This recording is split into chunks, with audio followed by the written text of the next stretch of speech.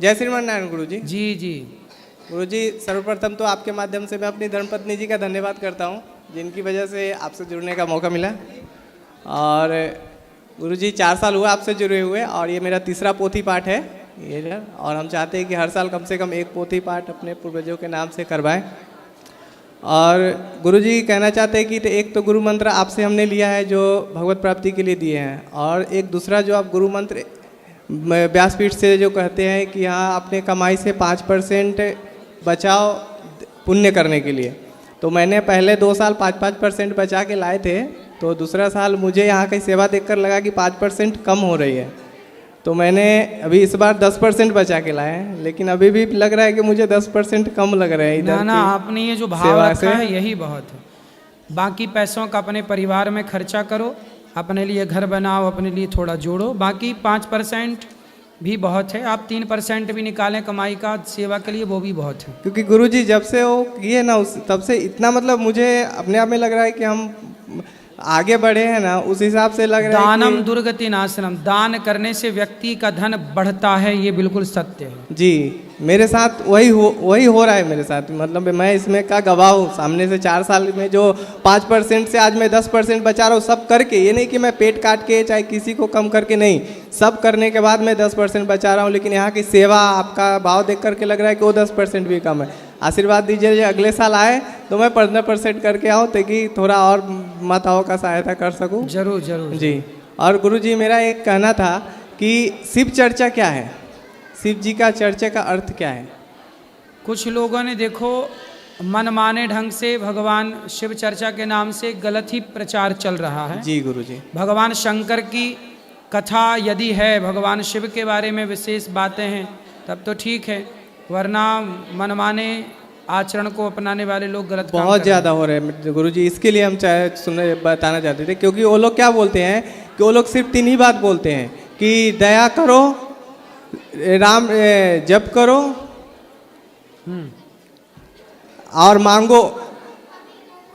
जी जी जी, बैठो बैठो, वहाँ बैठो। दया मांगो, जप करो, ओम नमः शिवाय का जप करो। लेकिन मुझे जहाँ तक जानकारी है कि ओम नमः शिवाय का मंत्र महामंत्र है, कोई ये ऐसे मंत्र नहीं है। वो गुरु के द्वारा प्राप्त होने के बाद ही वो मंत्र जपना चाहिए।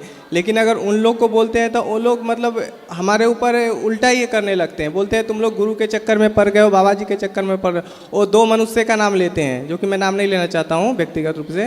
वो बोलते हैं कि उनका जप करो, उनके द्वारा दिया गया मंत्र है वो जपो, ओम नमः शिवाय। तो जो हम बोले जो ओम नमः शिवाय हम तो नहीं जप सकते, क्योंकि गुरु ने हमारे मंत्र बोले मनुष्य का मंत्र मत लो। हम बोले तो वो कौन सा मनुष्य है? भगवान है, वो भी तो मनुष्य ही है ना, जिनका आप प्रचार कर रहे हैं। तो वो मतलब हमसे उल्टा ये होने लगते हैं। ओम नमः शिवाय का जाप तो करना ही चाहिए, सबको करना चाहिए, इसमें कोई बुराई नहीं है। लेकिन जो भी मंत्र हैं सबसे पहले वह गुरु के द्वारा प्राप्त हो, तब वह मंत्र सफल होते हैं। यही बात सत्य है, अनादि है, यही परंपरा है। जैसे क्या होता है ना कि विवाह क्यों किया जाता है? बिना विवाह के भी तो बच्चे पैदा हो सकते हैं, पर विवाह के बाद ही आप पत्नी और पति मिलकर रहोगे, समाज उसे मान्यता देगा, उस रिश्ते को, शास्त्र उस रिश्ते को मान्यता देगा। उसी प्रकार जैसे विवाह एक प्राचीन परंपरा है, ऐसे गुरु मंत्र जैसे विवाह के बाद स्त्री पुरुष का सदा के लिए पति पत्नी का रिश्ता जुड़ जाता है, उसी तरह गुरु मंत्र लेने के बाद ही भक्त और भगवान का रिश्ता मान्य होता है।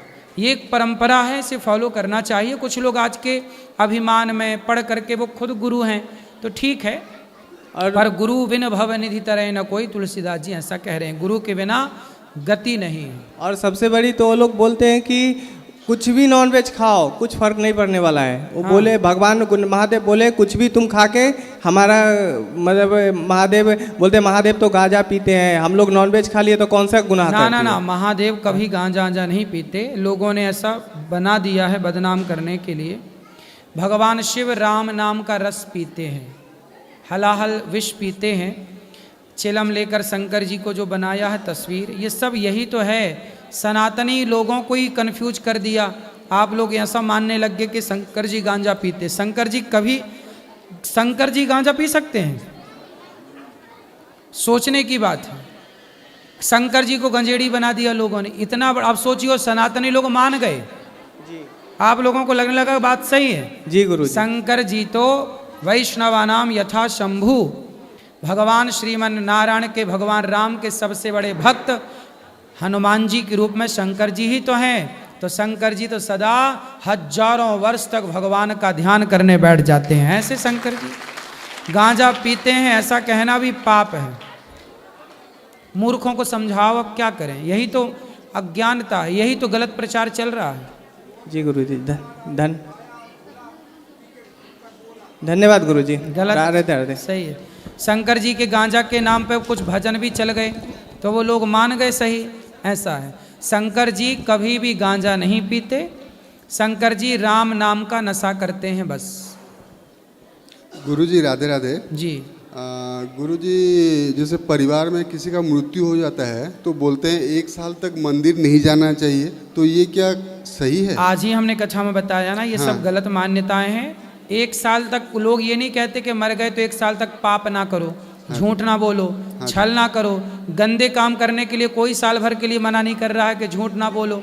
मंदिर जाने से मना कर रहे हैं। क्यों भैया, मंदिर जाने से क्या हो जाएगा? जाना तो अच्छा है, मंदिर जाने से ना शांति मिलती है, भगवान के पास जाने अब से तो ये अच्छा है। यही अज्ञान है। ये पता नहीं हमारे सनातनियों के पास इतना अज्ञान क्यों आ गया, कहाँ से आया। हम कभी इतने अज्ञानी नहीं थे सनातनी लोग, विश्व गुरु था ये। आज बताइए, जरा जरा से ज्ञान के लिए मोहताज हो गया। ये सब मान्यताएं बिल्कुल मानने योग्य नहीं है। धन्यवाद गुरु।